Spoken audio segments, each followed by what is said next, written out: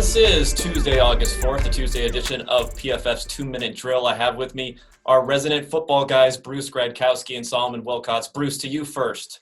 Michael Thomas has stated that his goal for this season is to eclipse his record-breaking 149 receptions.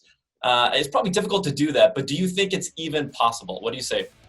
Wow. I mean, it's definitely difficult to do, but I think it's possible with the offense he's in, the mastermind in Sean Payton, the quarterback in Drew Brees, but I don't think it'll happen. I think he'll still get over 100 catches, but man, 149 catches, that's insane, Solly. What do you think? I think he gets it. I think he gets $150. Remember, he had 149 last year with one game to spare. He actually got 149 in 15 games. So I got to believe that, he's in an offense where he gets targeted more than any other receiver. 180 targets one season ago, a low volume of drops. When you get targeted as much as he does and have sticky fingers like he does, that means he can get the 150 in 16 games. Yeah, I mean, as much as I want to root for the over on this one, I think I'm always going to take getting below the record. And I think a big reason for that this season is when you look at the other guys around him, they've upgraded a little bit in that receiver core. Ted Ginn Jr. is out. Emmanuel Sanders is in. I have a feeling that he's probably going to take some more targets this year. And because of that, I'm going to go under on Michael Thomas, under 149 catches. Well, how about this one? Which deal gets done first, Deshaun Watson or George Kittle? I'm probably going to go with Deshaun Watson, even though John Lynch, the general manager of the 49ers, says that George Kittle is the straw that stirs the drink. It's just that it's all ice cubes in that mug right now. They've got to go ahead and pay the guy. And I think they have some fundamental issues in terms of declaring him as a tight end or as a receiver. And so I think that's going to take a little while. I think Deshaun Watson, he'll get his deal done before the start of the regular season. I think it's a no-brainer, but Kittle's got to get done or he's a free agent at the end of the season.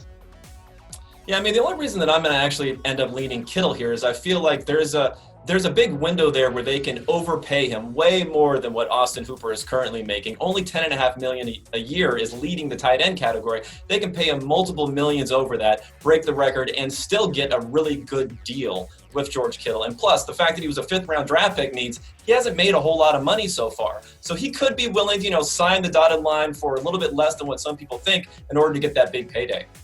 I'm going with you, Kevin. I agree. I was a 6th-round pick. You only, you don't see those millions of dollars right away. So I think George Kittle's ready. I think the Niners do have to get it done.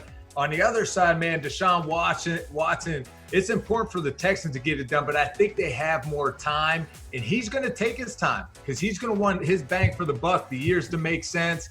And after seeing Patrick Mahomes and watching Dak Prescott go through what he's going through, it's going to be interesting to see. But I think George Kittle, his deal gets done first. You guys, Kittle's already said he wants to be paid like a wide receiver. That's close to $20 million annually. It's clear he's not going to get it. And so that's why I think they're so far apart. All right, let's move on to our next question. University of Minnesota wide receiver Rashod Bateman, he's opting out for the upcoming 2020 season just to prepare for the NFL draft. Will this become a trend where college players who are draft eligible are going to opt out?